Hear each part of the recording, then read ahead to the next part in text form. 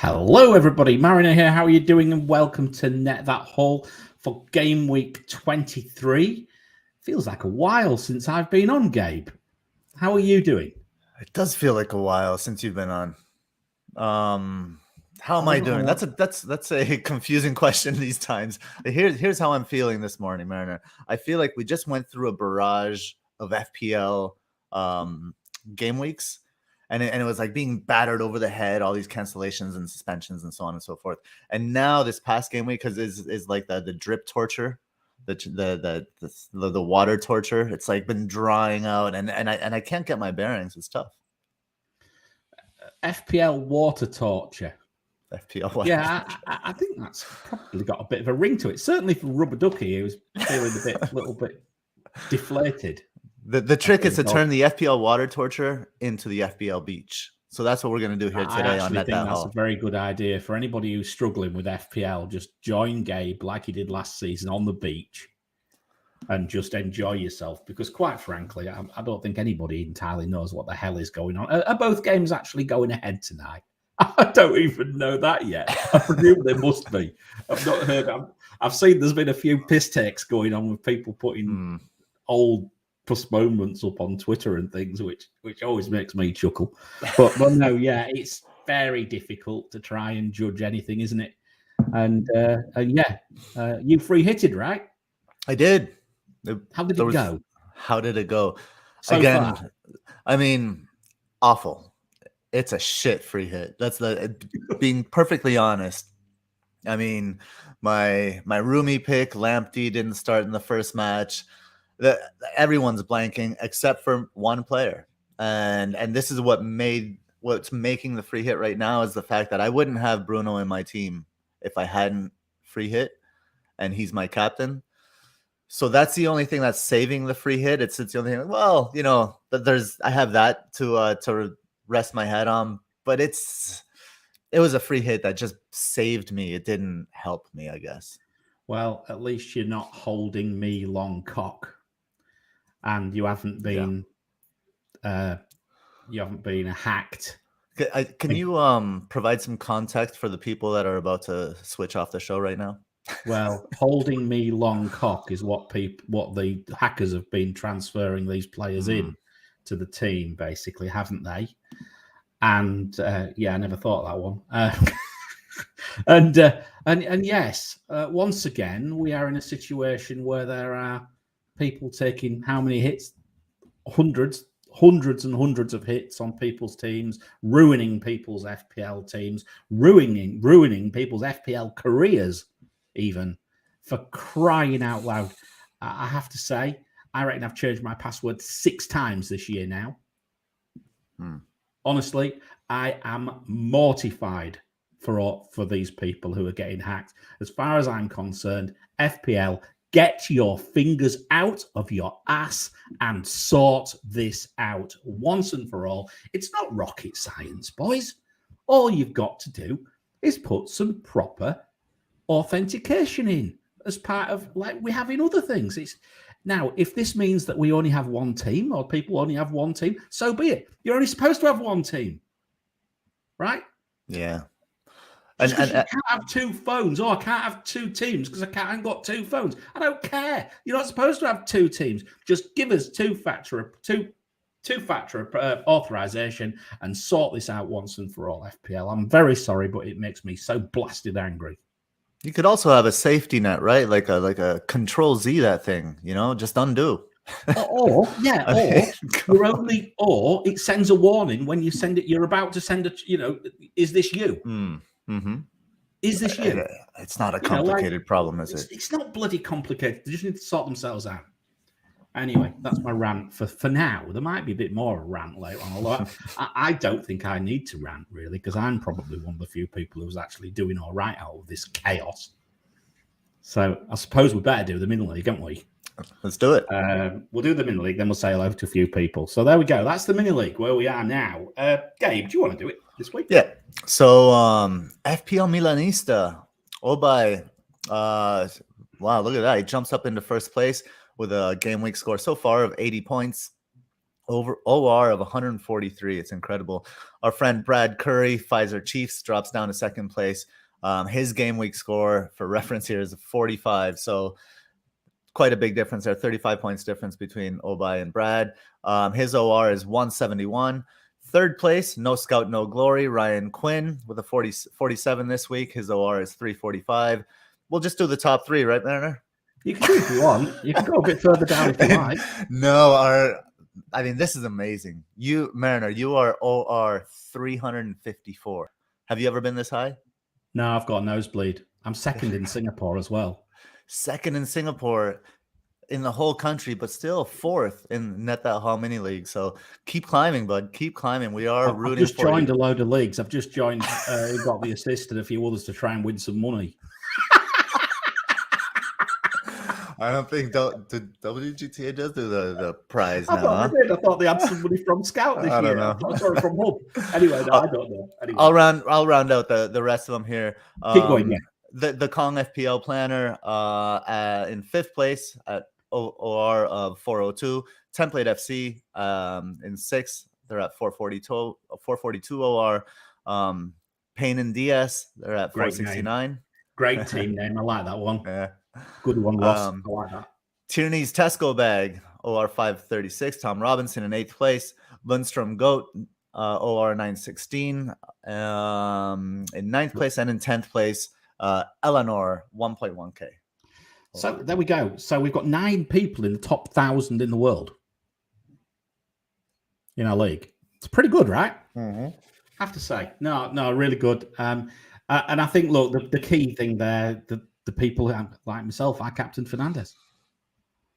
I brought him in. There is people say it's luck. It is. There is a heck of a lot of luck involved in things like that. But I did have just that tiny bit of method in my madness.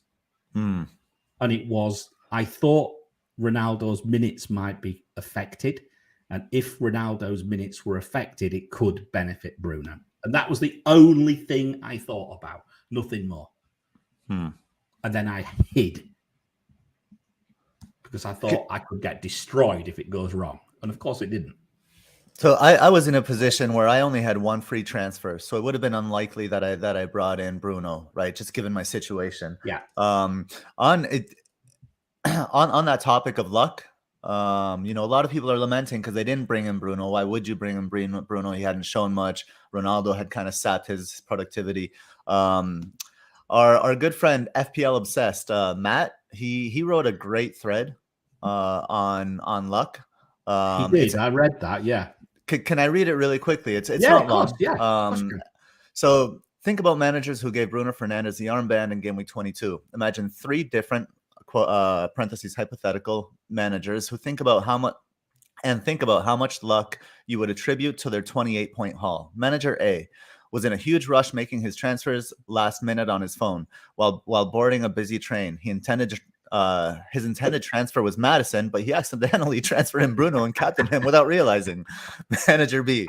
This manager already owned Bruno. She really wanted to transfer Bruno out for Ronaldo, but could do it in 2 moves, but had other fires to put out. She decided instead to strengthen her bench and reluctantly put the armband on Bruno.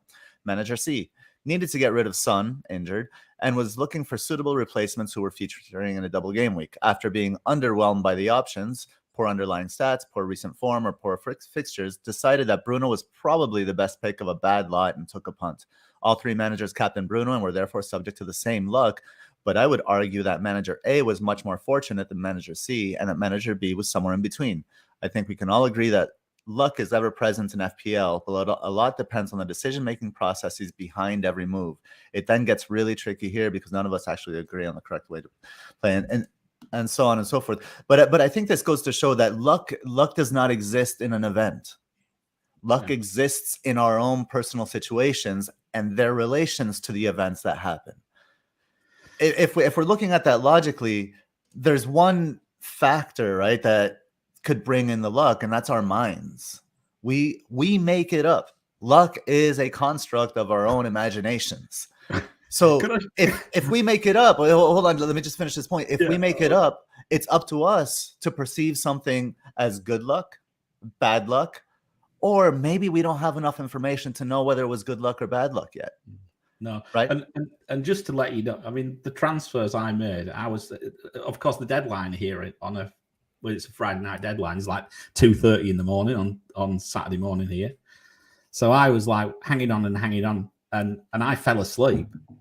And I'd made the transfer, and I had half thought to myself, if I wake up, will I take a hit and bring Ronaldo in? And I slept through it.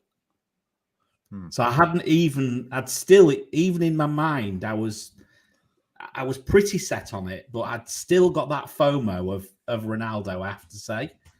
I would have brought Kane in, actually. If I'd known Kane had the double game week, I'd have brought him in as well. That would have been another choice. I could have brought them both in, quite frankly. Anyway, Gabe, let's say hello to a few people. Who have we got in as well?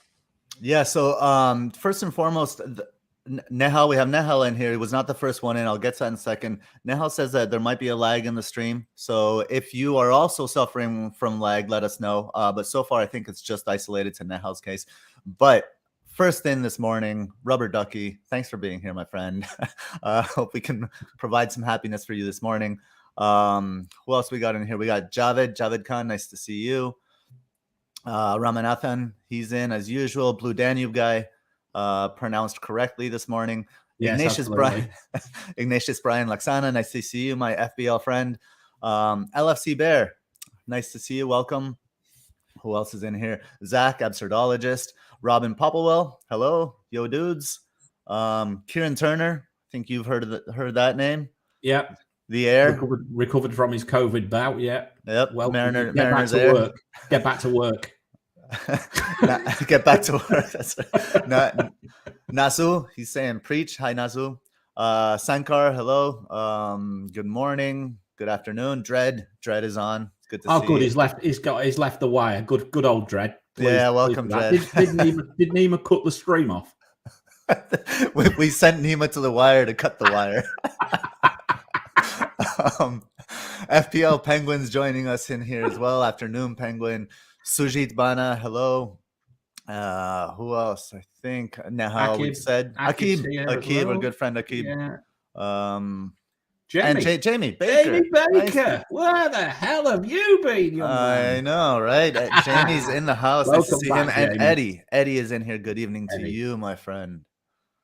Excellent. And Akib we want FA. What does FA stand for, Akib? Fuck all. Sweet FA. Sweet FA. On that point, Gabe, I think we better get on with things. Let's have a look at your philosophy of the week, and then we'll dive into the numbers. Right. So this morning's philosophy, let me bring up my notes so I know what I'm talking about.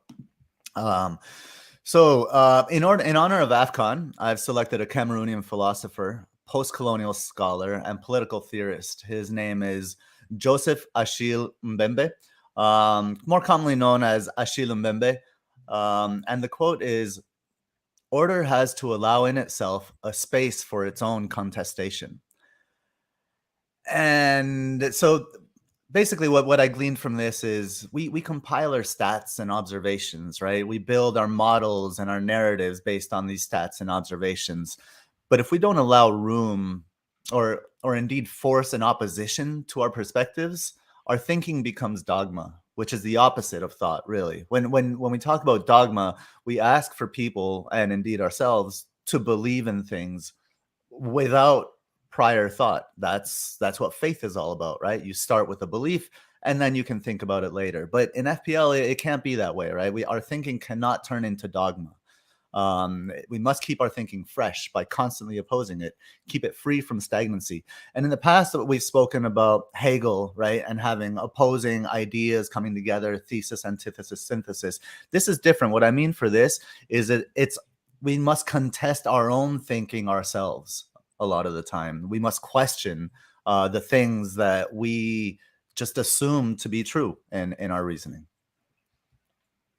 I'm lost for words. I don't understand half of that. We got Sankar, he says, I read Mbembe as Mbomo. God. Yeah, I was actually wondering when you're going to ask me to read his bloody name out. You should. You know, I'll get it wrong. We must constantly keep our thinking fresh. Yes, I like that. I like that idea. We do. And at the moment, we are in a situation where we've gone away from the Salah perma captain to now having some thought about captaincy. So for me, that's one of the most exciting things about it. I know it's still bloody chaos, and I know it's so difficult to try and. I think for the next 2 or 3 weeks, I think we've got the opportunity to have a go at it. I think particularly if you're chasing, I think the next 2 or 3 weeks could be quite interesting. I think it's much more difficult to hold rank in the next 2 or 3 weeks. Potentially as well. You could, although everybody could gain. You know, of course, we've still not got to see what happens tonight, right? With things. But yeah, I mean, stats and observations, we build our models. But the thing is, and this is the thing which bothers me, and I say this about work as well, people build their own narratives, and then they get the narrative and then they go backwards. It should be the other way around. Don't start with the answer and then try and find the data to support it. Do it the other way around. And honestly, I see it all the time. It drives me bloody crazy. But that's a philosophical fallacy called begging the question. Yes, fallacy in terms of something erroneous, not something sexual. Well, that's erogenous, isn't it? It's erogenous.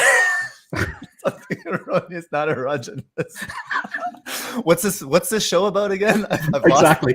Terrible. It's normal. There's always double entendres in this show. Right? You should get used to it with me on it anyway. But all right, look, we've done that bit, so that's great, Gabe. So now let's have a look at fixture difficulty through to game week 28. I've done it differently, and I started to do this last week with the zonal matchups, and what I've decided to do now with fixture difficulty, because there's blanks and gaps now, and some teams will play more than others.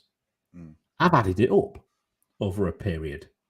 So basically now what we're looking at is, if you look on the right-hand side, guys, for those who are watching,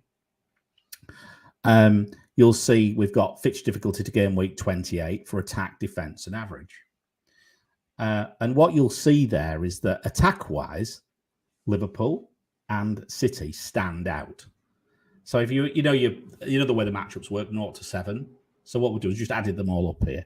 17 and just these are arbitrary numbers really, but 17 and 15, 17 and 15.9. Then look, Spurs nearly half that, 8.9. Then Arsenal, even with 2 blanks, are 7.9. So Arsenal have some really good matchups intermingled between gaps. Now, Gabe, does that lend itself to a Martinelli, a cheaper Arsenal option who you could probably throw onto the bench during this period? Because I look at that and I see points, quite frankly. But does it also, and this is a second question, so I'll let you come in twice here on answer both at the same time. Does this just cement the fact that pick good players from good teams? Okay, two very different questions there. I'll start. I can't be bothered. I'm just firing out both at once. I'm not bothered. Let's go. All right, we'll start with Arsenal. I think I own Martinelli, right? And I think Martinelli, given his price, is a great option.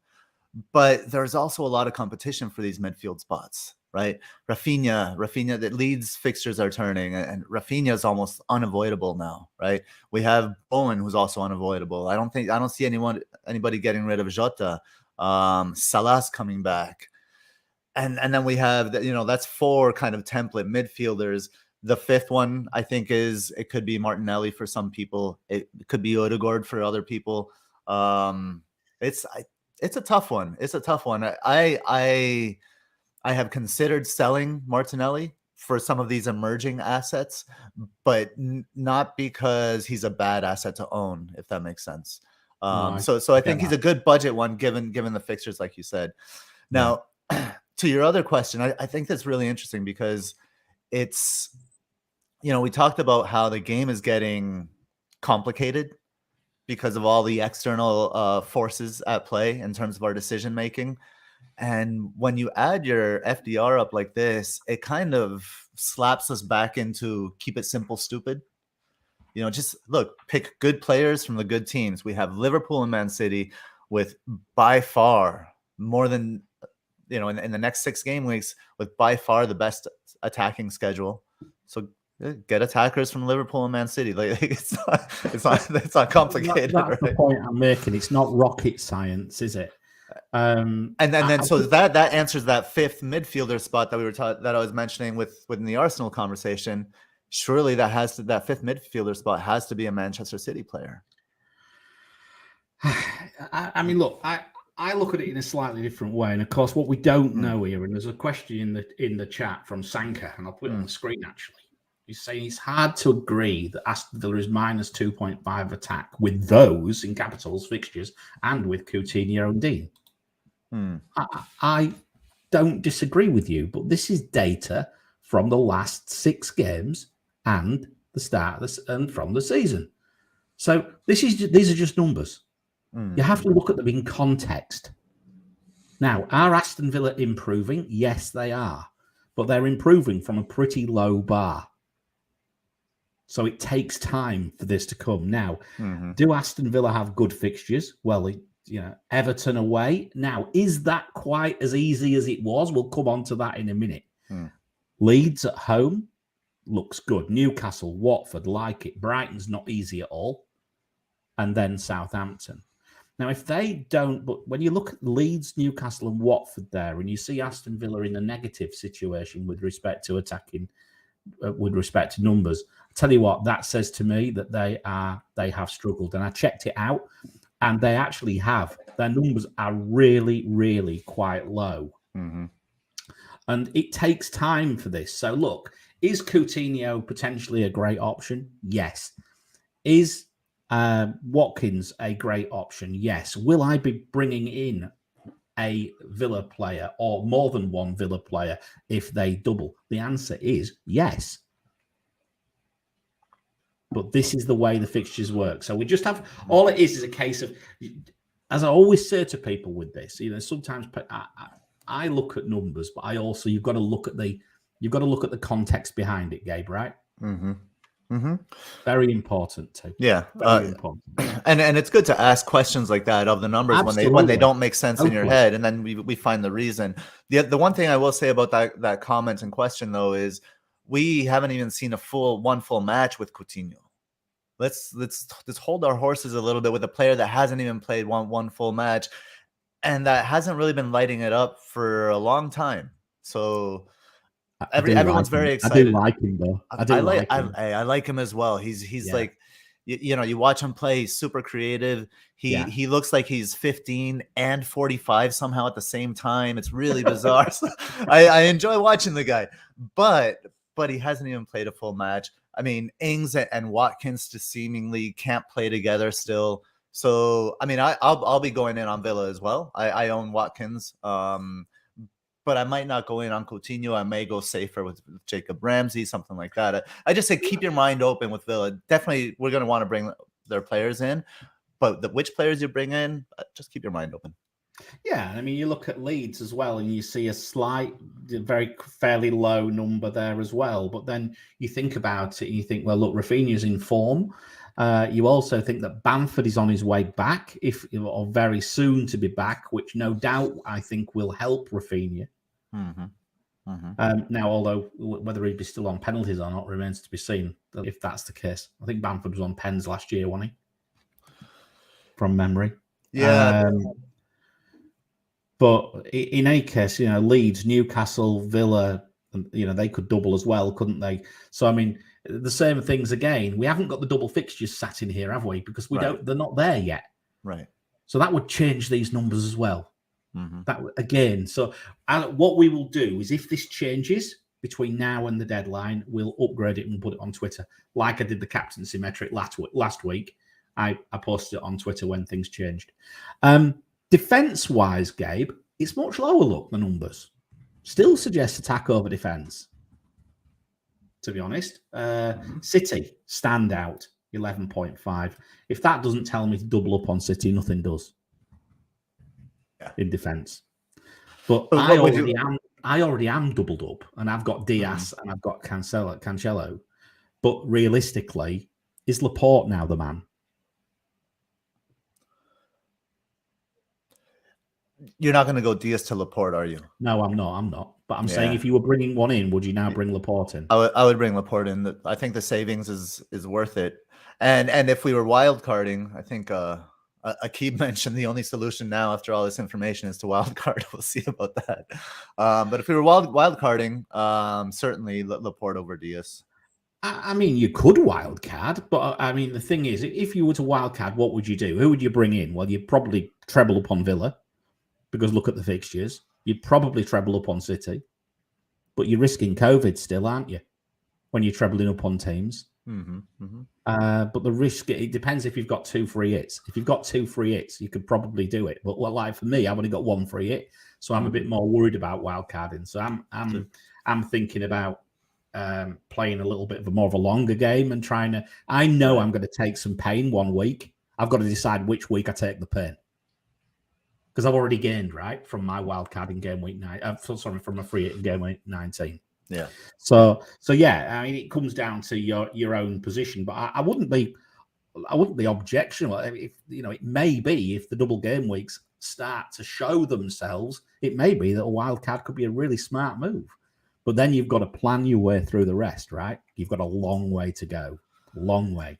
And the flip side of that is you have a long way to maximize that wild card as well. You're kind of getting in before everybody else. And there are some obvious moves. I tinkered with a wild card the other day, and there are some obvious moves like that I would make. There's certainly like goalkeeper moves and kind of seemingly sideways moves like Diaz to Laporte kind of moves, stuff like that, just to strengthen overall. Which you wouldn't normally do. The moves that you wouldn't Correct. normally play in a normal circumstance. Yeah, you wouldn't. I mean, God help us if anybody still owns a Brownhill, but you wouldn't do a Brownhill to Ramsey move unless you. Do you know what I mean? I see that differently. Well, Brownhill to Ramsey is a huge upgrade. He is, but the fact is, you've probably got other fires. You've got to get through probably other fires before you get to that one. Is what I'm getting at. How long have we? I mean, I've still got bloody Livramento sat rotting. That's he will rot. he will rot. But he'll be fit again before I get a chance to get rid of him. Brownhill to Ramsey brings you a potential double game week player and a serious upgrade, and it's not a big investment. So I don't know, that move in particular I see a little bit differently than the rest of the moves. But yeah. the point is right on. Yeah. Just looking at the other defense then. So we've got City at 11.5, Arsenal with their blanks 7.6. So again, not terrible. Brighton with a blank 7.5.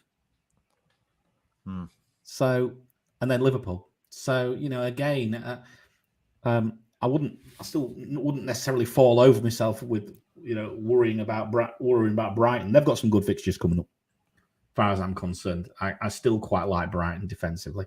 And we've already mentioned about Villa, haven't we? But that just gives you a rough idea, guys. So, if you're listening to it, then do come to the show and have a look at these graphics, because I think it is important to get the context of it.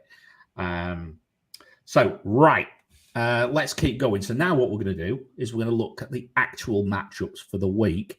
And you said to me, take Saka off, or take Martinelli off and put Saka on. I checked and I thought, I think Saka's still flagged or still injured. He's still doubtful, according to Premier injuries, according to Ben Dinnery. So I think he's a late fitness test. They've got the game this week, haven't they, in the Cup? Is it tonight or tomorrow? I can't remember. But I know they've got the Cup game against Liverpool, right? Mm-hmm. So when they play that, we'll probably, if that's the case, and please correct me if I'm bloody wrong, because I don't know what time of the week it is at the moment across here. If Saka is or was available, I think I'd probably put him up. But I quite like Martinelli. And interestingly enough, Hub have him as the second highest or the highest potential point scorer this week. Martinelli. Yes. Really? Yeah. They really like him. That's interesting, because if memory serves, I'll bring up my table here really quickly. But if memory serves, Burnley are more susceptible down their left. They're more vulnerable down their left-hand side. We've got those numbers in a bit, so we can cover them in a bit if you like. But yeah, I think it was one of those ones which you look at and you go, I'm quite interested because of course I've sold him. I had him and I've sold him now. Yeah, you sold Martinelli. Yeah, I think so. Yeah, I did. Yeah, a while ago. Yeah. Yeah, I mean, I have Martinelli. Happy to play him this game week. Burnley have conceded 87 chances from their left-hand side this season, which is indeed the most, more than any other team. We have Leicester and West Ham each with 83 and Norwich with 82. So I like the right side for Arsenal. With Saka out, who do you think would play on that side? We need an Arsenal. We've got some Arsenal fans in. Come on. Would he go out there? Would he pull drop out it there? in there, Arsenal fans? If you're an Arsenal fan, or if you know, just let us know who you think is going to play on that right side. But Arsenal have the best matchup, 2.7. Okay, so very solid matchup this week against Burnley. And we talked about this, Mariner, yesterday. That this is kind of like, this might come as a surprise to people, but this is kind of like the best case scenario of the home away fixture. Arsenal are great at home, not very good away. Burnley are decent at home, terrible away. So it's Arsenal home, Burnley away, and that kind of just matches up. If we're talking about matchups here, that home away matchup is really tasty for Arsenal this week. Yeah. Well, there's tons of flag. That's the only thing with Arsenal. Lacazette as well is probably not. I don't think anybody will own him now, but I owned him for a few weeks and did all right off him. Manchester City second, 2.4 away at Southampton. Nice fixture. I really like that, quite honest. And we'll come on to City in a minute, because my question here, Gabe, is I am contemplating. I'll tell you exactly what I'm looking at doing. I've already put it on Twitter. I think most people, if anybody follows me on Twitter, they'll already seen what I've been saying for the last 24 hours or so. I'm very tempted to go from Bruno to KDB for about 2 or 3 weeks. This week, I don't care what he does tonight. Just move. I think KDB is a potentially excellent captain choice for the next few weeks. And I think from that basis, looking at the other City assets, if money's no object, KDB is the very, very obvious choice. What do you have money to bring Salah in? Yeah, I've still got the money. I've still got the money to just move back up. But I'll probably lose KDB when I go back to Salah. That's probably what I'm probably going to do. And then, but that's in 24, right? So you'll bring KDB. No. I'll probably leave it. I'll probably wait. So I think Salah may well. Whenever he comes back, I'm not entirely sure he's going to come straight back in. And I still think KDB might do all right in comparison against him. The fixtures are just quite good, right? So you're going to go KDB over Salah for a week or two. Yeah, possibly for a couple of weeks. Yeah, possibly. That's bold. I might go with both. Yeah, I could do, but I'd have to take a hit probably to do it, and then I'd change that double premium again, which I haven't had for a while. So I'd have to do a little bit more surgery. But looking at the numbers, Gabe, and this is interesting because KDB at the moment is only about 5% rotated in the last 6. He's got a 0.66 expected involvement per 90, 5.7 expected points. Okay, so pretty good, right? The only person who is as nailed as KDB is Bernardo, but his numbers have gone off a cliff. Right. Really off a cliff. Okay. Expected points 3.8, 0.32 expected involvement. The player who is running KDB a close second, and it's extremely close, I think, is Sterling. 6.7 expected points per 90, but he's been rotated more. But his expected involvement is 0.83 per 90. It's good. He gets volume. He gets a lot of chances. KDB maybe doesn't need them, but he does what he does. He maybe doesn't do quite as much, but he does it better. Whereas Sterling, he's involved a lot at the moment, right? So I think if I was looking at this City conundrum, and I will call it a conundrum, if you've got the money, KDB. If you haven't got the money for KDB and you can afford Sterling, because I'm not convinced that Foden's a captain option. That's me. I'm not convinced Sterling will play. It's possible.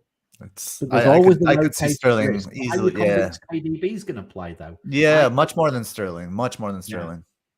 That just going back really quickly to the idea of not bringing Salah in right away. You know, you're foregoing Leicester's their first matchup, one of the worst defenses in the league. Then they play Burnley in 25, right? Then in 26 they play Norwich. Leicester, Burnley, Norwich. Like you can't not have Salah. He'll definitely be back in for the Norwich game because that's looking like. But I think even before that, like captaincy material. So maybe 25. I'll assess it as he gets back, and we'll see what happens. I mean, for to worry about it. I don't know. I think for those thinking about Salah, it's like when Trent went down and people sold him, and then they couldn't bring him back in. I think he's playing the 3 worst defenses in the league. It could only get any better if he played United in that span as well. I don't think you can go without Salah. I think as soon as he's back, he has to be in your team. I am not ruling it out. I'm not ruling it out because he could come back. He could be substitute. You know, he could come back in. He could be substitute. Maybe on the bench for one game, possibly, or could easily come off and still cause some trouble as usual. Yeah, and his ownership will be high, and his price will be going up. His ownership's dropped a bit, right? Is it? Are everyone going to come back, launch back on him straight away? Yeah. Let's see. Yes, they probably will. They probably will. But I still think for the next couple of weeks, KDB is just a shift up. I think Bruno against West Ham, it's not a great matchup, as you can see. 0.5, right? Mm-hmm. It's not captaincy material for me next week. Mm-hmm. I need a captain. KDB. Yeah.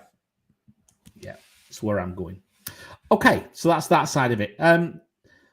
Just on the other stuff, Leeds 1.5, third. Finally, Leeds are starting to show a little bit. Mm-hmm. But it was against Newcastle, so I think it's more Newcastle being bad than Leeds good. Yeah. In general, yeah. I mean, I think you're right. Leeds have obviously struggled. They showed a lot. Just in the last game, they showed their spirit and what they can do. They need players healthy, but I think Rafinha is as obvious a pick as De Bruyne. I like Rafinha this week. The only thing is I think if he doubles, then it's certainly worth looking at it. Yeah. But if he doesn't, I'll probably just stick with Bowen and Jota and just leave it like that. I think there's probably more things to look at. Liverpool and Palace. Liverpool's 1.4. Palace is 1.2. Potentially goals there. Not quite sure I see a clean sheet for Liverpool down at Palace this year.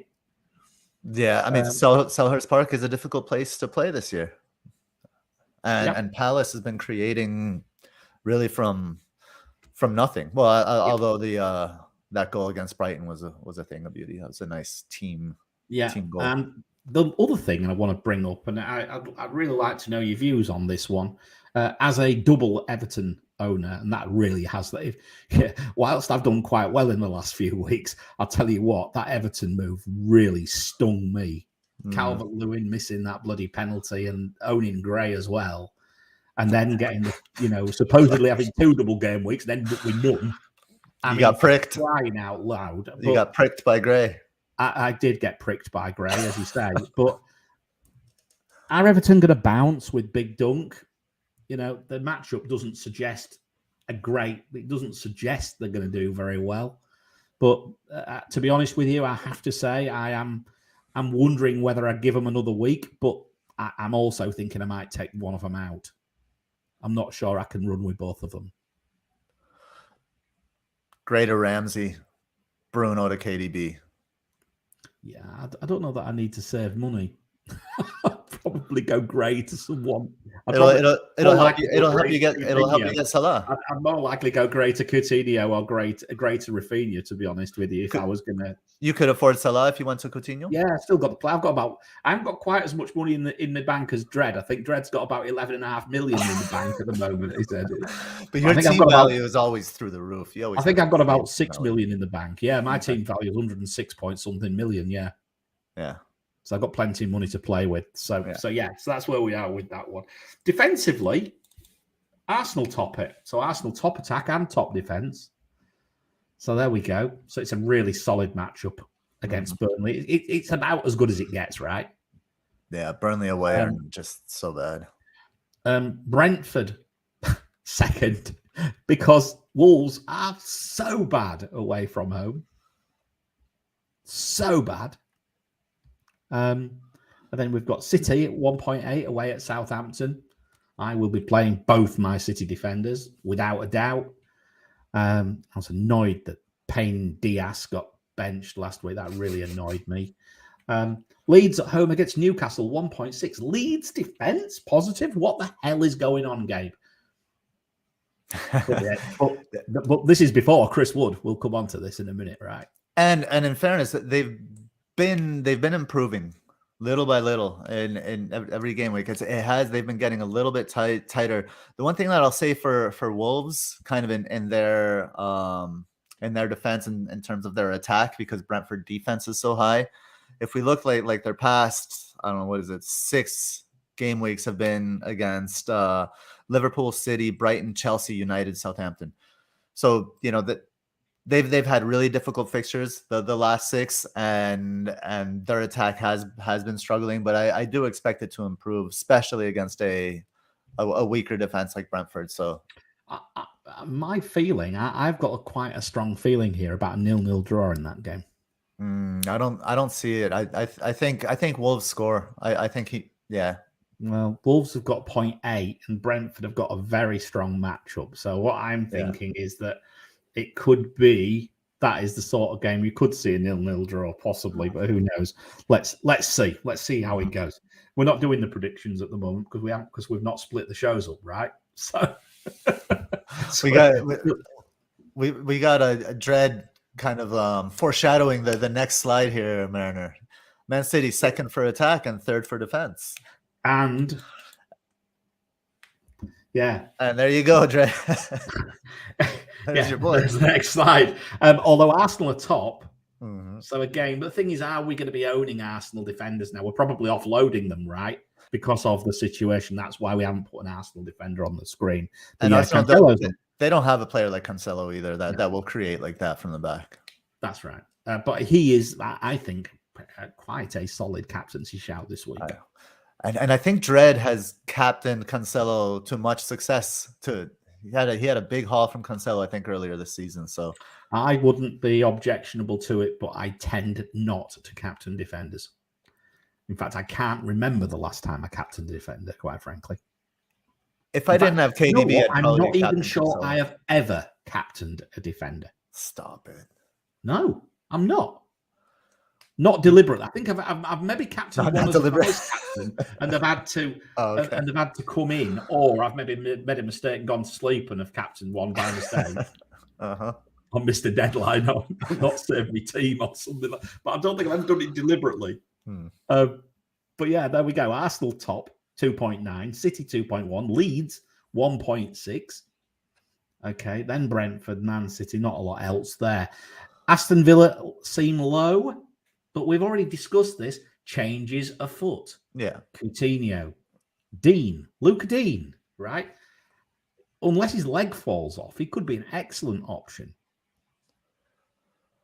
But he is a bit injury prone, isn't he? They have Target, who's a serviceable backup for Dean. And the other thing to consider is I believe Mings is injured. So it'll be Courtney Hoss.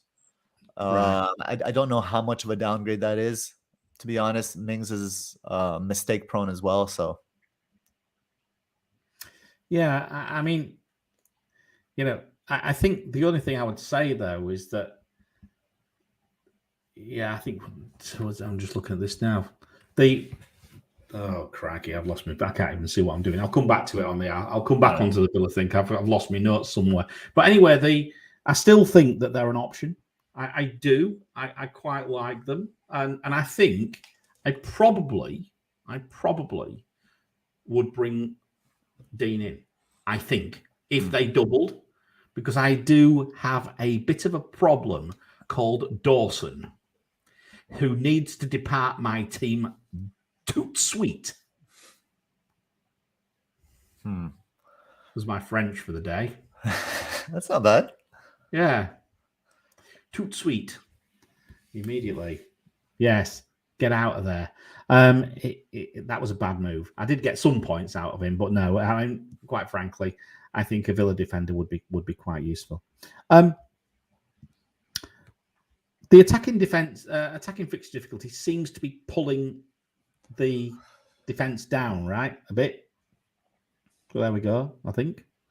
But Brentford, let's have a look at Brentford. They are the second best in defense, according to this, but they're terrible in attack. Right. So, again, are they an option? Probably not. And it was already mentioned about Wolves. So earlier in the season, the defense was bringing the attack down in terms of the average, if I remember correctly. This is kind of like the first time where we've had a game week where there's been a shift where the defense is actually looking better than the attack, but the defense is also not looking great, is it? Like we could be looking at 1-1s and stuff like that. I plugged my team. I always do it, and I don't know if anybody else does, but I always plug my team into FPL. There's the FPL optimized and the FPL review. Those two optimizers. The numbers are low this week. I don't think they expect a high. I don't think they expect high scores. If the one. I think the FDR supports that idea that we don't expect high scores. And the one thing I'll caution, in a game week with low scores, a hit is a higher percentage of your overall score. So hits this game week could be quite dangerous. If you're taking a 4-point hit and it's 10% of your weekly output this week, that could hurt more than usual. Yeah, I think it depends if there's a double game week. I think if there's a double game week, I might be taking another hit. For sure. That changes the equation, definitely. I've been doing it quite a lot just recently. I think I've took more hits in the last 4 weeks than I took all season. Anyway. FPL Game Week says, well, wait a minute. Did I hear Chris saying he'd lost his nuts? Or his nuts? It's definitely notes, not nuts. But anyway, there we go. Let's have a look at NetXg, Gabe, because that's the next place we need to go with all this. Can I mention a comment by Rubber Ducky here really quickly? Because I think it is a good one. If we're good to learn our lessons from this past alleged double game week, he says he's holding his free transfer. People chasing potential double game week Villa after being reminded again double game weeks are a trap. Yeah, and it could be. It's quite a long. It would be in the FA Cup weekend, wouldn't it? If they announced it, I think. So it'll be in the 4th round weekend. Right. So it's quite a while away. So there is always the possibility that with COVID, I mean, look, more people will know more about the UK than me regarding COVID. Everything I read sounds like it's dropping again. So we're starting to see some benefit out of all this. But, eventually we might get back to a degree of normality. But yeah, point taken. But do you know what? The flip side is, what happens if they do play? And what happens if they do all? It could just as easily go the other way. Yeah. Just as easily go the other way. Gabe, let's talk about NetXg. Let's have a look at that this week. Okay. Well, it agrees with your FDR to begin with. NetXg has Arsenal highest. Yeah. Right. With the highest percent chance of 3 or more goals, 19%. Just really quickly to update everyone kind of how to read this. The numbers are color coded vertically.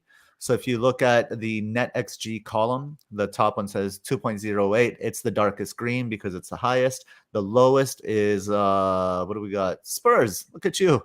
Spurs away to Chelsea at 0.46. So read it vertically like that. The 0.46 will be the deepest red. If we move to the next column, which is percent chance of 0 goals,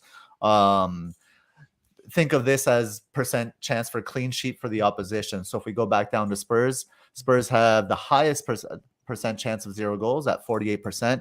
In other words, Chelsea have a 48% chance of a clean sheet. Oh, no, sorry. That's the second highest. 48% chance of a clean sheet this week. The highest is Arsenal against Burnley at 49% chance of a clean sheet. So that's how we're reading these numbers. And then I would suggest you don't even have to look at the columns 4 and 5. I think a 3+ will should suffice for most people. The highest percent chance of 3 or more goals this week is Arsenal, home to Burnley with 19%. Then we have Brentford. Brentford. No, it's Brentford, yeah. So Brentford's attack has been suspiciously high in NetXg. I think we have to, and it seems like something's up there. I smell something fishy there. Something's broken, right? Maybe. And we also have Chelsea with a 14% chance of 3 or more against Spurs, and then Leeds against Newcastle with 14% chance.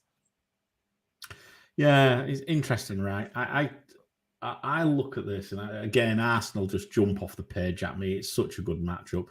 But look, I'll tell you what, I also see Leeds. The Leeds game really, I think that's one which is, I think really, NetXg really likes it, doesn't it? Tell you what, it doesn't like Liverpool so much, does it? Not quite so much. Liverpool's attack has been on the decline even before Salah went to AFCON. Yeah, it has, hasn't it? I've noticed that as well. I think it's just the fact. I think we'll see it when we look at the zonals in a minute. I think we'll see it there as well. We're starting to see Liverpool's turn. They're no longer green. The NPXG delta, so the goals minus the NPXG has been negative for Liverpool over the past 6 or 7 game weeks, which says that basically that they're not as clinical in their finishing. They're not taking advantage of the chances that they're creating, and I think they're creating fewer chances as well. So that's the reason for that. And then obviously Salah and Mane are still out. Yeah, and it doesn't like Everton. Sorry, it doesn't like Aston Villa. Sorry, either. Really, only 39% chance for 1 goal, 21% for 2. So again, yeah, doesn't like Watford that much against Norwich. Doesn't expect Norwich defense has been improving as well. Doesn't expect a Haul, right? Does it? Nope. So not much. Maybe quite. Whilst there are 1 or 2 decent numbers, that maybe, as I say, it could be. I think maybe what we're starting to think here is it could be quite a low scoring week. It's looking like a lot of 1-1s, 1-0s, maybe an occasional 2-1. But it doesn't look like a week for hauls either on the attack side or defense side. No, I think, as I said, maybe words. I still say I like City. That's the game that I really like, I think, this week away at Southampton. Okay. There's a question from James really quickly. He's asking, Gabe, is this taking account of the recent Chelsea form? Yes, it is, James. It will be, yes. It's up to date. We updated it this morning, right? Yep, it was updated this morning, Singapore time. It was somehow magically updated while I was sleeping, so that's cool. Yeah, it is. It's all the data we've got is absolutely up to date as of today.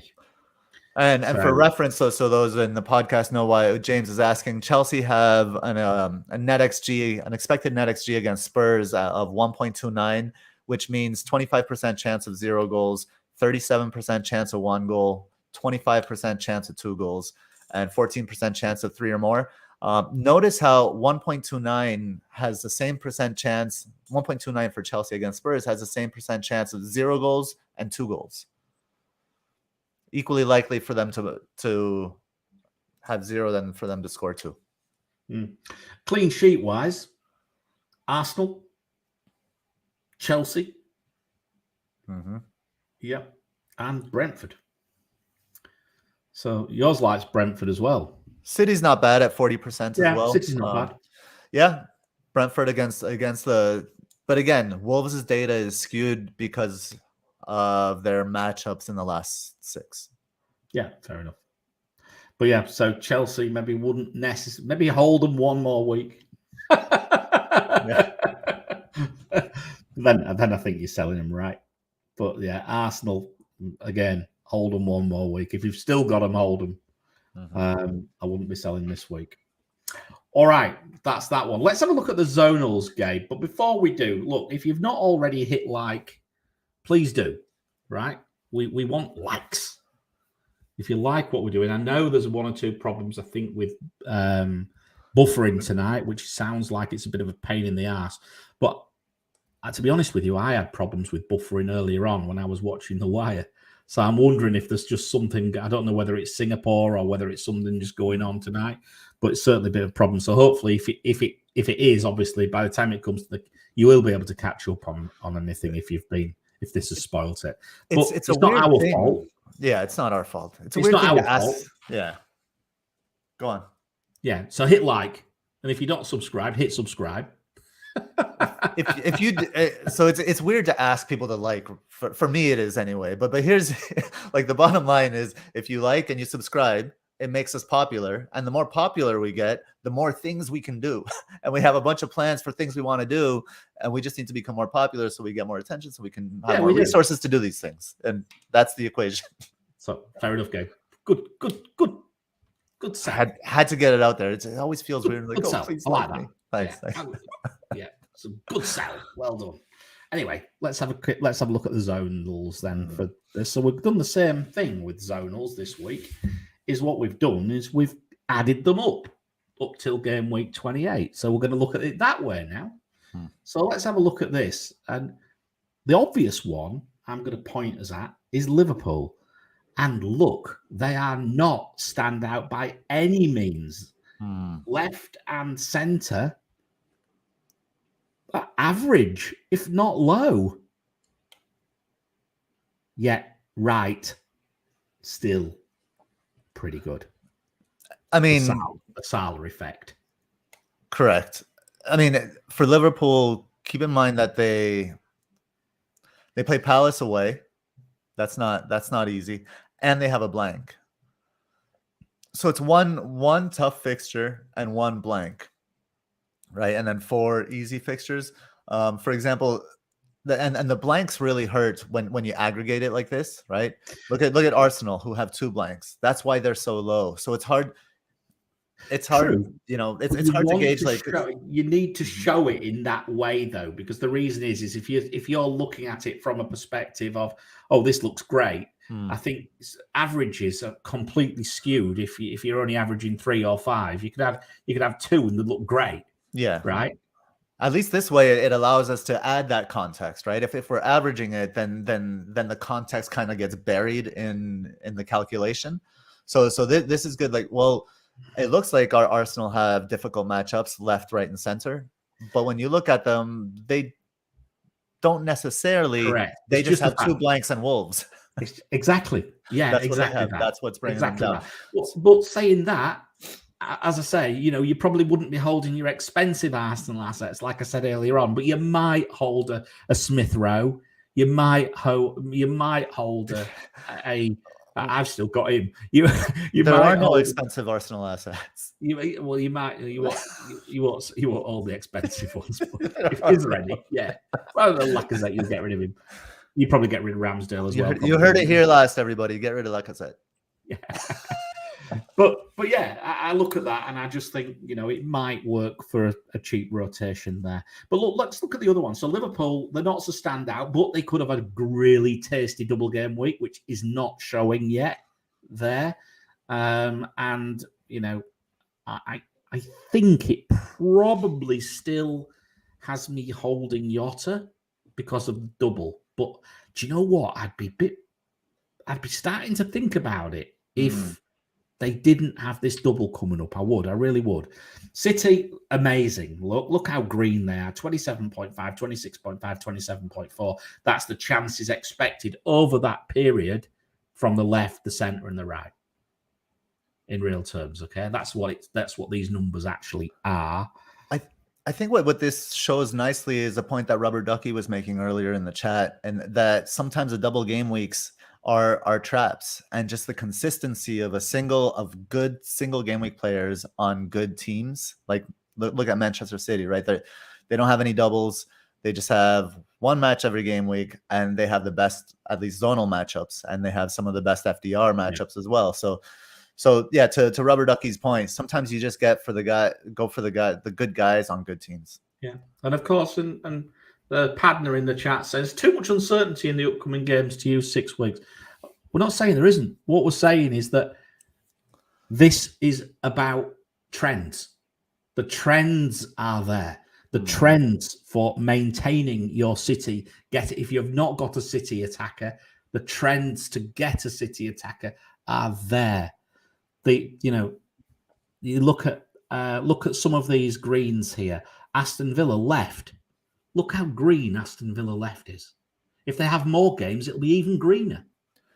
Yeah, and the other thing I'll say is just because you have a storm in front of you that's clouding your visibility doesn't mean you stop looking up. You're still going to try to get that perspective as well. You don't stop doing that just because of the storm. Yeah, and for that, I'm really keen on Luca Dean, actually, providing he stays fit.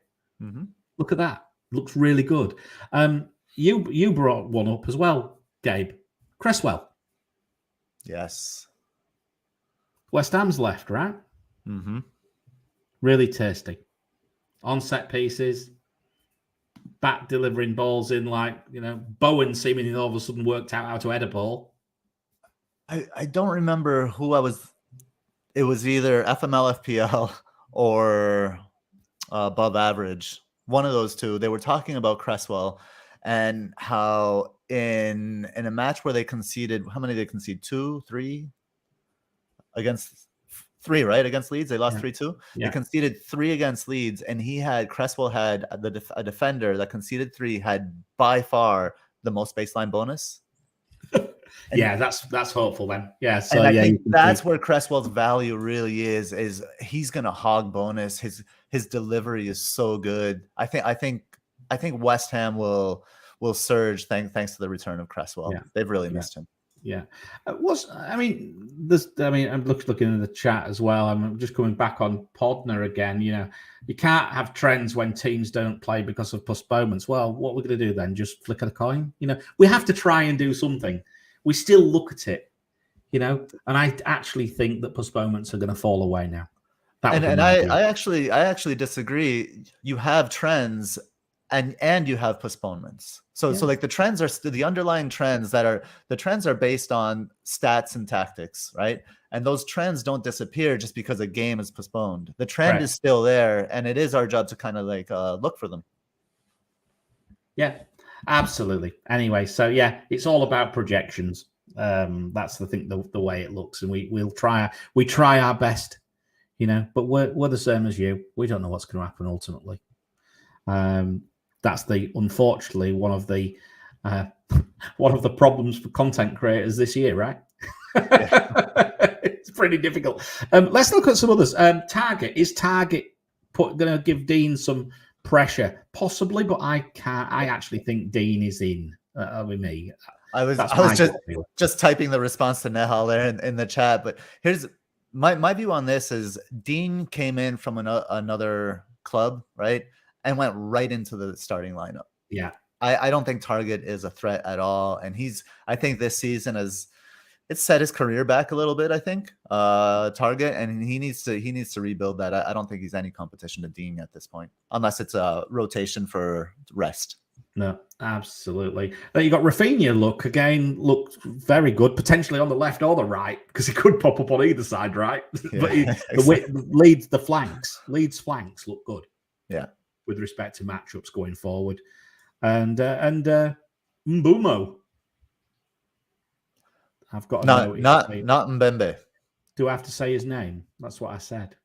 That's what I've put in my notes. Do I have to say his name? Woodworkio. Is he still Woodworkio? Is he at the Woodwork recently? But yeah, Brentford, right? Not terribly bad either. So I quite like this. I think this really, I actually like the way this has been done. I think this might be the way we go forwards with the zonals for long range. I like how it brings context. Yeah, and it works particularly well when we've got double game weeks because you'll add them together, right? So that then gives you some will have double, because they will get, if they're playing that length of time, they will get that chance. They will get those chances. Of course, they've got to be on the pitch. But there we go.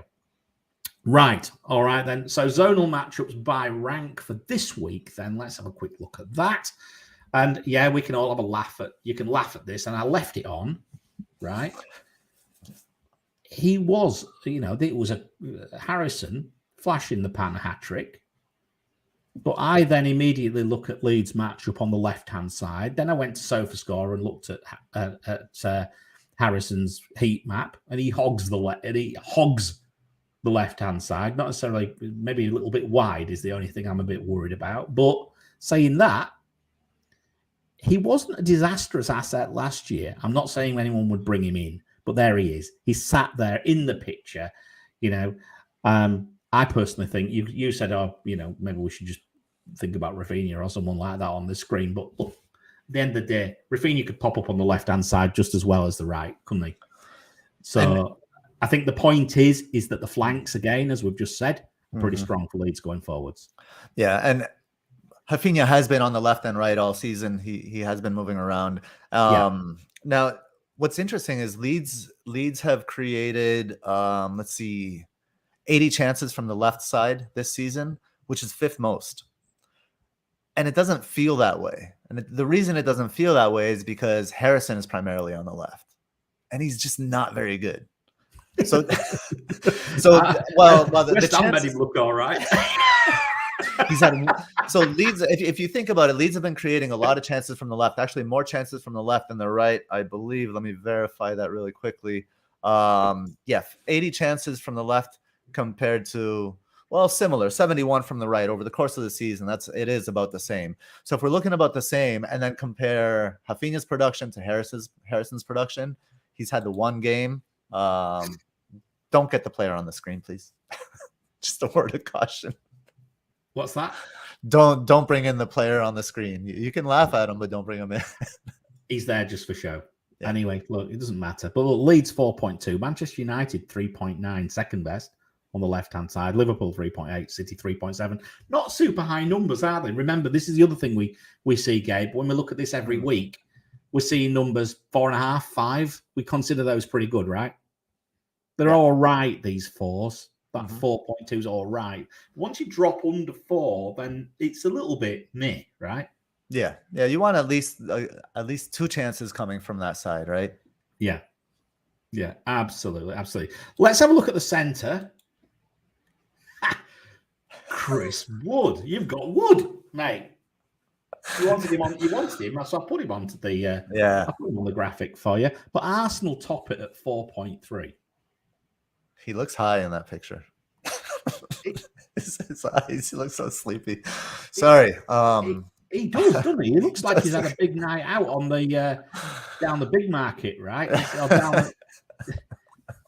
Down the quayside in Newcastle. He's maybe sampling the local ladies.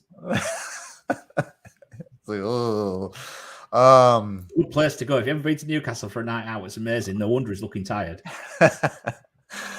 So Chris Wood, I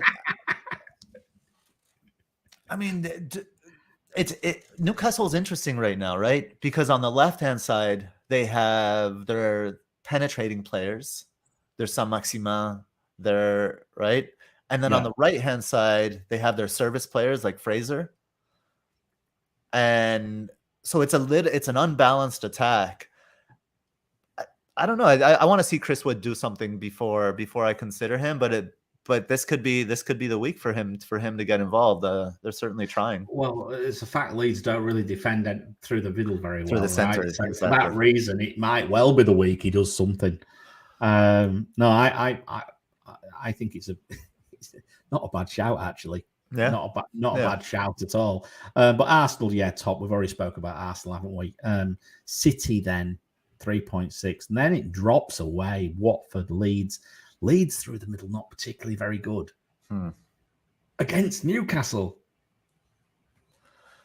really doesn't sound great, that.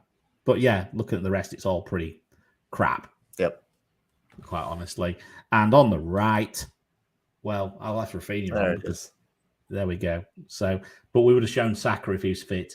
But yeah, Liverpool 4.2, City 4.1, Arsenal 4. Then we've got Leeds United, Watford 3.7, 3.6, 3.6, 3.5, West Ham, Brighton. I just think, I mean, I'm looking at this and I'm saying, I'm not quite sure who's really jumping out on the zonal matchups this week. Not much, really. No, I mean, you have your Liverpool, your Man City. The one thing I'll say about Rafinha here is he can do a lot with very little, right? So the 3.7 from the right for Rafinha, I think that means more than maybe for other players. His production has been so good this year, even when they're not producing much, the leads when they're not creating much, he still manages to get something. Fair enough. But the only thing was Rafinha, and I had a bit of a to and fro with Big Man on Twitter earlier on. He's saying, "Oh, Rafinha's the standout option." I say, "Yeah, but he'll only get one return. That's all he does." I can't. But one return, and he always max bones. So his one return is actually 150%. Yeah, there is that. And if he's playing 2 games, he'll get 2 returns perhaps. But mid sixes, it's good value. He's not. Yeah, he's good value. He's great. I would go as far as saying he's great value. I think what you just need Leeds to start showing a little bit of what they were, and at the moment, I'm still not quite there with them. I'd like to see Bamford coming back and get. I still like those 8 million forwards who've got DCL and Bamford sat there just about to get fit. Both of those players could come right into our thinking in a few weeks. But imagine, look at Rafinha's production thus far this season, right? Without Bamford, without a fit team. You're right. And it's incredible value for his price now. So if it can only improve, his value is only even going to get better when Bamford comes. So I would say you don't need to wait for Bamford because his value is already great. Okay. Fair enough. Apparently, here, that was it now said that next place would be Grimsby Town. Well, same coloured shirts, black and white, right? And we'd have him. Nice pun. No problem. Nice pun there. I would have him. We'd have him. No, we don't mind Wood in Grimsby.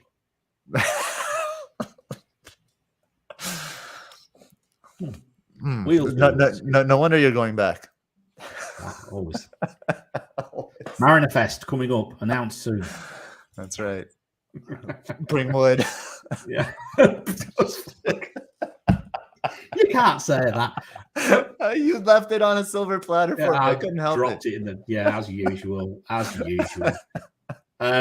Righty-ho. Well, we're going to do what's this Rumi pick of the week? Last I heard, it was the bloody Alchemist. It's all changed. It's all changed. I ran out of quotes in the Alchemist. How can you run out of quotes in a book? Well, when you finish reading it, you should get acquainted with that experience. Just read planes. Rumi, you can't run out of Rumi quotes because this guy's written about 1 billion poems. So yeah. So the Rumi pick this week is Jacob Ramsey. Give me 1 second. I'll bring up my. I was just thinking I might do a Nostradamus quote of the week. That might be quite a good one. Yeah, Nostradamus. Some predicted natural disaster or something like that. For something that happens and try and put it towards FPL. Pig does a song. I'll try and do a Nostradamus quote. Exactly, a crystal ball pick. This is not a crystal ball pick, as you all know. I picked the pick was Tariq Lamptey last week. It didn't work out, unfortunately.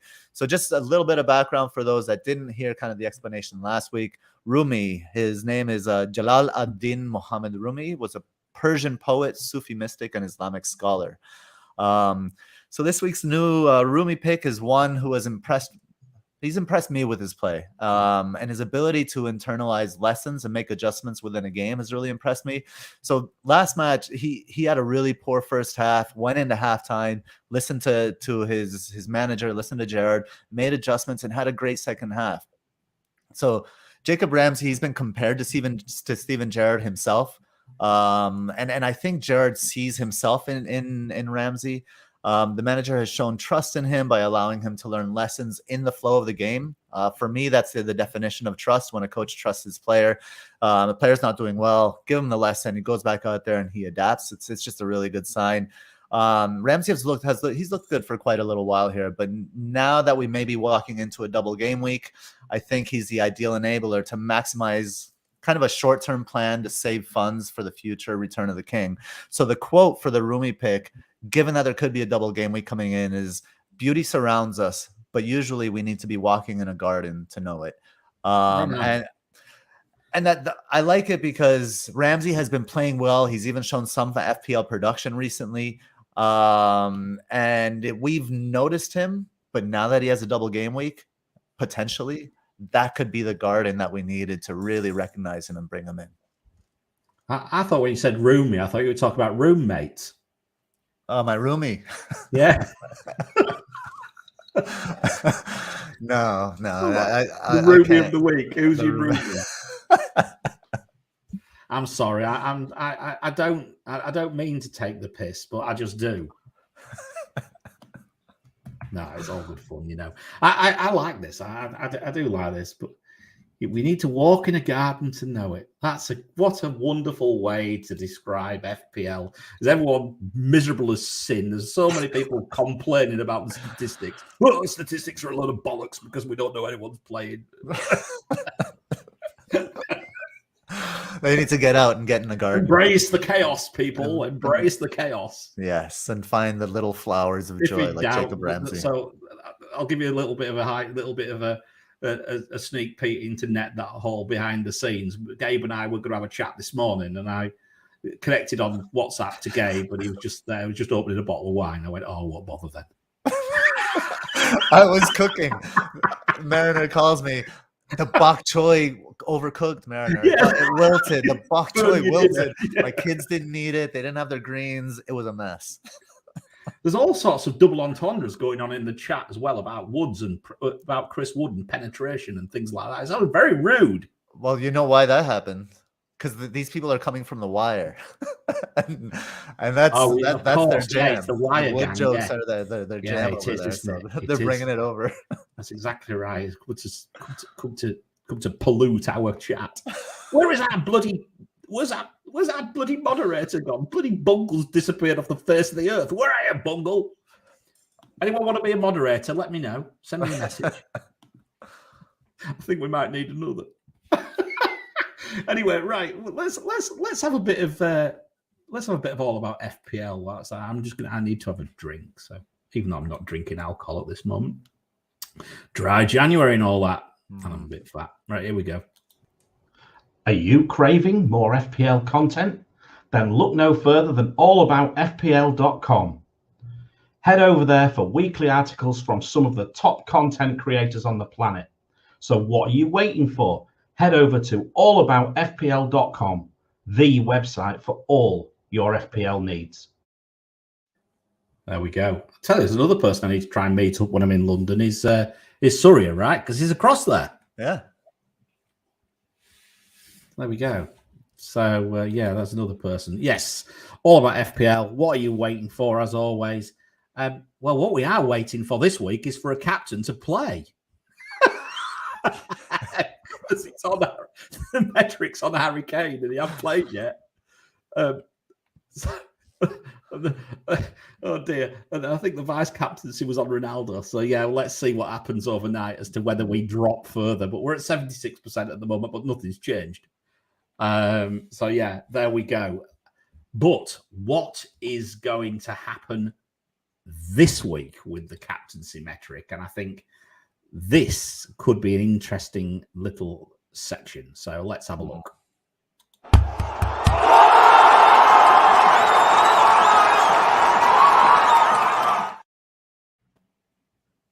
Kevin De Bruyne.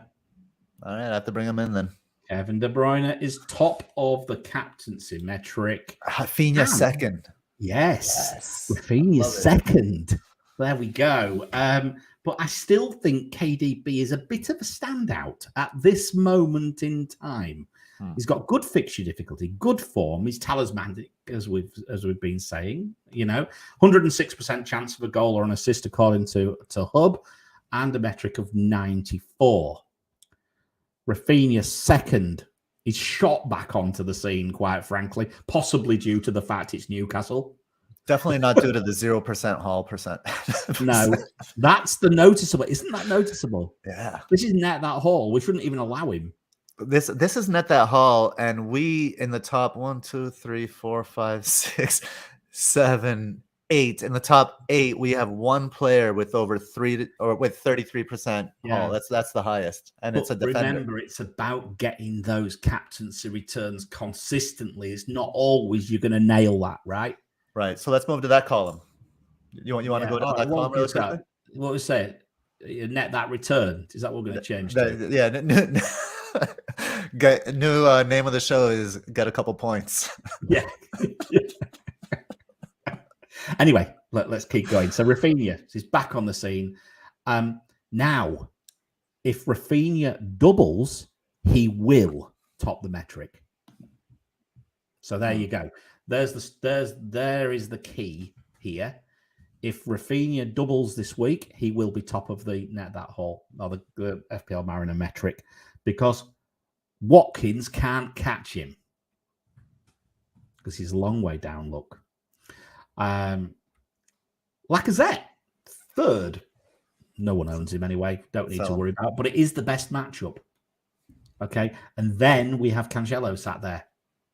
Big haul capability, best haul capability out the top gang. In fact, there's only Cancelo, Trent, Bowen with 33% haul now. I mean, if Cancelo best haul percentage, best return percentage. Yeah. Third best FDR. Yeah. Third best form. Form's a bit low, actually. Nobody's form is very high. No. These days. Rotation's very low. 41% chance for clean sheet. 69% chance for a goal. Yeah. Yeah. Dread is getting very excited right now. Is he? Yes, he is. I mean, look, I quite like him. I just think it's 38%, isn't it, for his goal and assist, I should say. So yeah, Cancelo's a good option. I think he's a far better option than Trent this week. Far better option than Trent. Mm-hmm. That's one thing I would definitely say. I don't know what people are saying in the chat about the captaincy. I'd be interested to know what people are. Who people are looking at. We've got Nehal, bus captain Cancelo, Dread Cancelo, and a lot of here we go. There's a good point, Dread. Rafinha cannot double apparently because he would have to go to the South Americans have got internationals. There we go. So we won't top the metric. So it could be Watkins then. Could be. Although I'm not quite sure whether he's got enough to propel him to the very top. So there we go. So KDB, Rafinha is still a good option with a single game week. Cancelo's a great option. Then we've got players like Jota, Bernardo, Sterling. Yeah, all very bleh. I think it's fairly obvious for me where I'm going, Gabe. What about you? It would take surgery to bring De Bruyne in, but I think that might be the way I have to go. Probably bring him in for Son at this point, and captain KDB. I'm trying to stick with the metric. It's been working for me this season. I didn't do it last week, obviously, because Kane didn't double. But I've been following it more often than not this year as well. Actually, yeah. I mean, it's easy to follow when Salah is perma captain, right? But right now, it's these decisions. Cancelo is super appealing to me. I like him, but then I think it was Akib, I think earlier on in the chat said just wait for a Ward-Prowse free kick arrowing into the top corner in the 91st minute or something like that. Cue chaos in Singapore as Mariner smashes his window and throws the TV out the front window. So you know how that's not the type of that the one he scored against Wolves. It's not usually how he kicks the ball. That's not Ward-Prowse, is it? He belted it. You know what he said? He said in an interview. I forget what show I was listening to this. He said, "Oh, I practiced that a few times this week to hit the ball a little differently."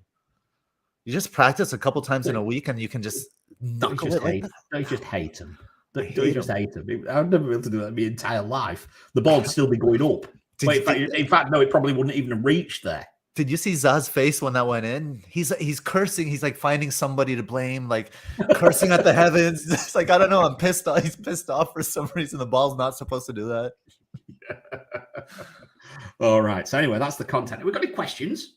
Well, that's where so there's plenty of chit chat going on in there. I'm not sure there's many questions actually. There are some questions and there are some interesting comments as well. I'm gonna go with FPL Penguin. He says, "I feel more comfortable to go triple city defense over any city attacker." I've been playing with that as well. I have DS and Cancelo, and I could easily go Alonso to Laporte and forget about any of those midfielders, forget about the rotation for the most part. They are by far the best defense in the league. They headers from Diaz and Laporte, they do have a goal threat. He does have a threat, does Laporte. Yeah, I think if I wasn't on Diaz, Laporte would be right in my view. Would I go treble? I don't think I could watch the game. It's the cancellations that would do it for me. And not just that, I just don't think it would be enjoyable. How on earth, watching with 3 defenders in you? Because the ball almost never goes to the defensive third. The ball, sadistic. No, but that's with a regular team. But when it's City, the ball is almost never in that defensive third. So you're just sitting there, just kind of chilling most of the game. I don't know. And then Ward-Prowse comes along. I can see why people think it, but there is, and John Stones is just sneaking around the edges from time to time now, isn't he? I don't know. I'm not sure about that. I don't know. It's risky. It's definitely risky. But I think it's something really worth exploring. I mean, we're a few weeks away before City tie the league up, and then just watch this space once they do, because then it'll all change. Yeah. Right. Remember what happened last year? Yeah, I sleepwalked into that City rotation, and I got absolutely destroyed. We'll be having Stones, Ake, and friggin' Palmer or someone. So maybe we'll wildcard into 3 defenders. Stone, Ake, and Zinchenko will be our City triple up in defense. Taking all 3 out, yeah. No, it destroyed me last year. I remember that very well. I've crashed down the ranks. What else have we got in here? Apart from double entendres and Penguin's also asking, what about some love for Jack Harrison? We did cover Jack Harrison with some with some laughs earlier. More laughs than love. I still don't understand how it. I mean, West Ham must have been feeling particularly friendly. But at the end of the day, last year he wasn't a terrible asset, was he? We did talk about him last year, right? Yeah. He did come up in conversations last year, mainly about being subbed at half time, wasn't it? Yeah. We're not anti-Jack, though. We're not anti-Jack. No. Nehal saying, thoughts on Bruno to KDB and Trossard to Rafinha for a -4. Like it. That's good. Really, I told him in the chat, like, I'm jealous of those transfers. That's really good. Yeah, I really like that, actually. Yeah, I really like that.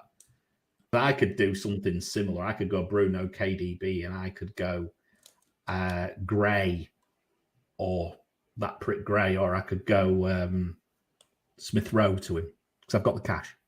And I still get back to Salah. So yeah, I quite like that. I think, again, interesting one. The only thing is when are we going to run into that horrible international break crap coming back from America for South America for the following week? I don't know when they play. I'd have to look at that. That would be a thought in the back of my mind about international. When they're going on a long distance run, right? I know they're on a private plane, but it's not the point. Are they? The usual. They tend to, don't they? They tend to bring them back on them anyway. That's what they normally do, don't they? Always see them on Instagram or wherever the bloody. I mean, players at least the players that play in Spain, it's up to them. And you have players like there's a couple of Venezuelans that play for Granada, and they have to book flights and book their own flights, and while Messi's like chartering his own plane and flying all his rich friends around. The poorer countries like my country have to brave the skies with everyone else. It's a question here. Sterling captain this week. Think he can rinse Perro at the Southampton left back? He's been rinsing most people in recent weeks. If he plays, it looks terrific. Eye test. Sterling looks amazing. Looks as good as I've seen him. I mean, I think when he started playing, he still didn't look good, but recently he's been more, he penetrates more, he slows the ball down less. He's combining a little bit better with his teammates as well, and having, a better understanding. But are we sure he starts? I'm just never sure Sterling starts. I'm just never confident. No, I think that's the problem. I think it's always down to minutes, right? It's always down to minutes with him. But no, Matt, good. I'm not against it. I just think, who's your vice? I think that's what I'd be thinking there.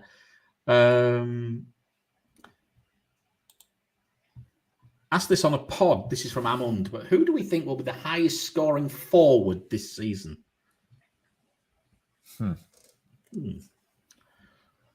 Good question. This is a good question. What do you think? So I'm not sure who's top now, to be honest with you. Well, if we're looking at the forwards now, Antonio is still top, 98 points. We have Dennis with 94, Saint-Maximin with 83, Ronaldo 82, Vardy, Malpe. This is bleak, isn't it? Really it's crap. Fucking bleak. I mean, how far's Kane back? Miles. Kane is at 53 points.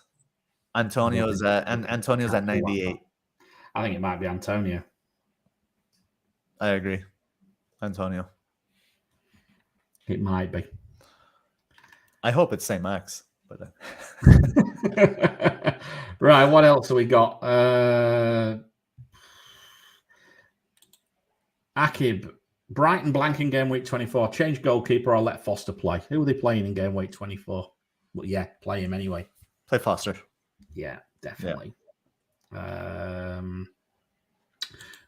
They play West Ham away. Would you prioritise a second City defender, Laporte or Dean? From Thomas. That's a good question.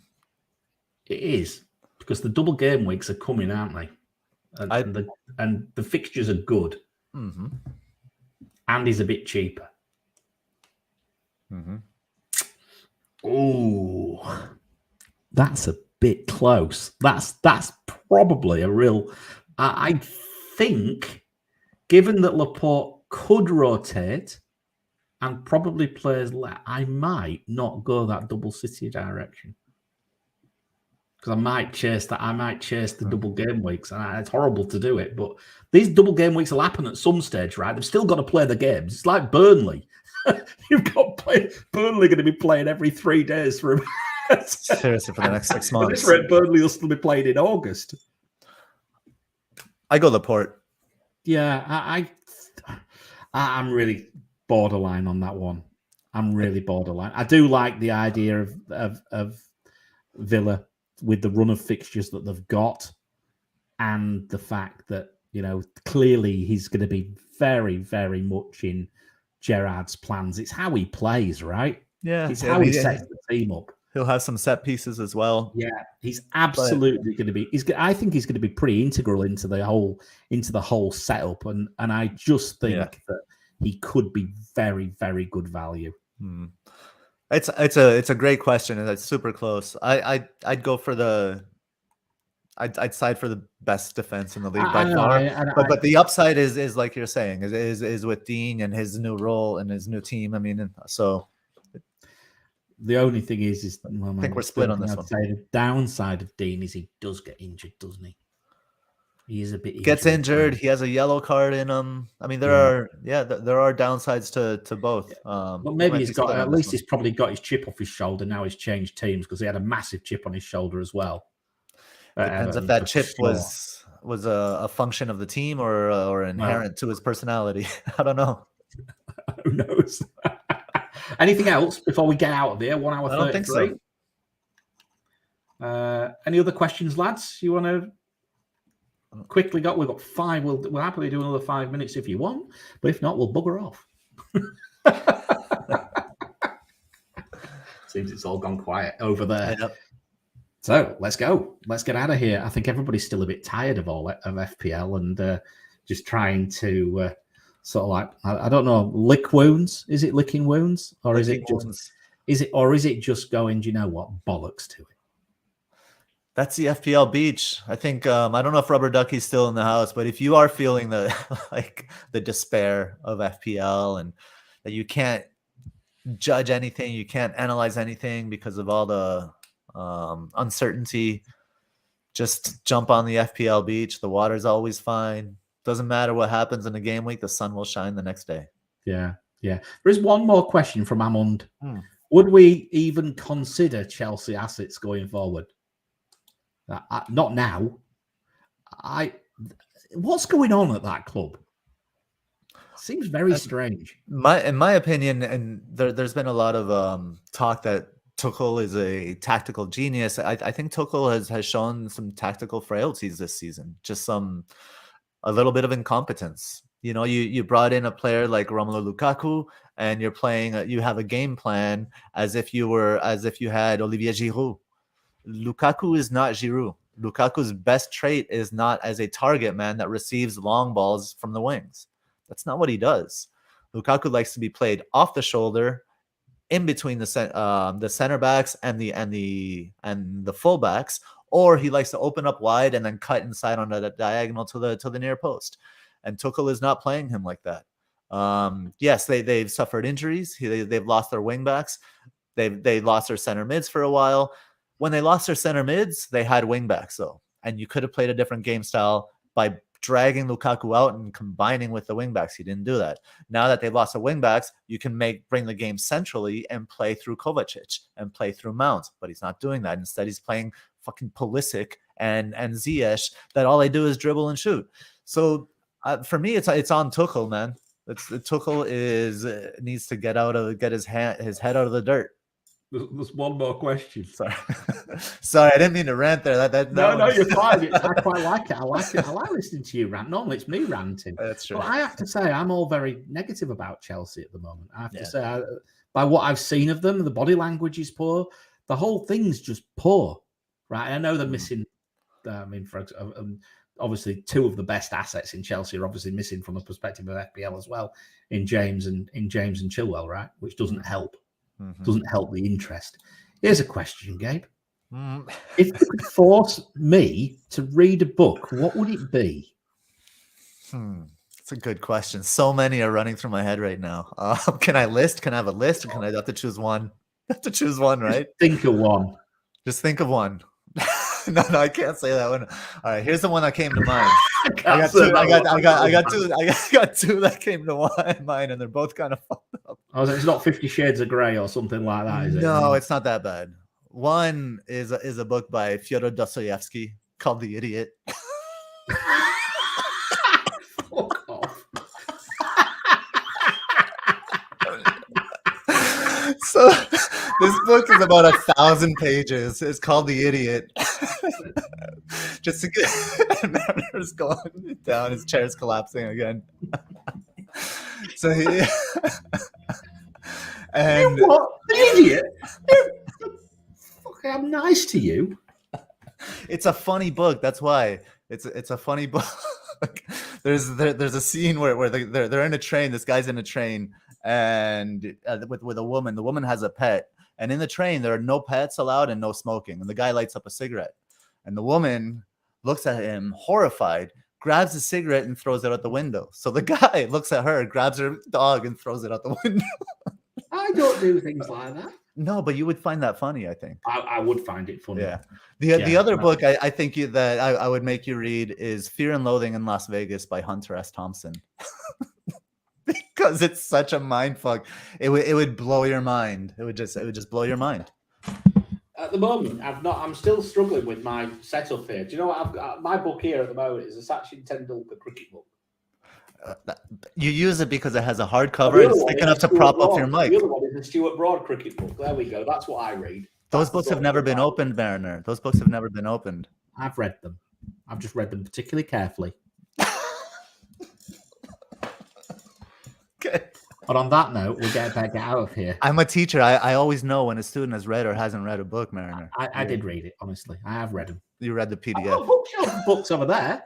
I've got books bookshelf, and a game which is called "I'm with this idiot" as well. There we go. Ah, see the idiot. See, you're already in that quite theme. appropriate. Anyway, right, let's get out of here. And that whole book club incoming. Okay, God, maybe we might write a book about this blasted show one day. Who knows? That'll be bloody disaster. We'll have to get Matt. We'll have to get Matt in to help us. Yeah, or someone like that. So anyway, guys, right, let's get out of here. If you haven't already hit the like button, please do, as we keep begging you to, because we do want to grow this channel, and we are up against some rather big beasts in the FPL community. But little old Net That Haul continue to what's the word I'm looking for? Persevere. Continue to bumble along. Entertaining you as we go, and hopefully, look, I've got to finish eye up now, haven't I? So there we go. But no, hit the like button, hit the subscribe button, guys, and well, what else can we say? If anything changes, we'll put it on Twitter with respect to the numbers. Gabe, thank you very much. Always a pleasure, my friend. Thank you, everyone in the chat. It was fun. I had a good time. It was good. Yeah, it was good. And any comments or questions, leave them in the chat, and we'll see you real soon. Look after yourself, Haulers. Take care. Bye-bye. Good luck in 23.